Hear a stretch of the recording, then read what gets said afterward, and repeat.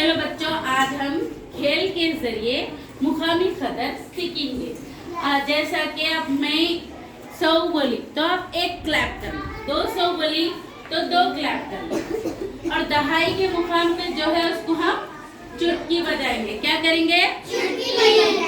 और इकाई के मुकाम पे है तो टैप करेंगे। ठीक है?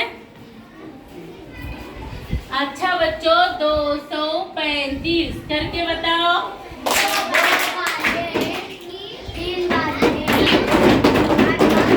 Very good. गिनते हुए करना है, हाँ, और सब साथ में करना है तो मेरे को वो शोर लगता है। ठीक है?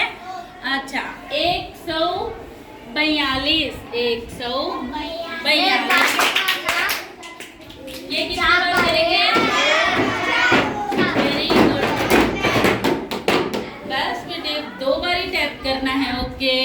अच्छा, 315।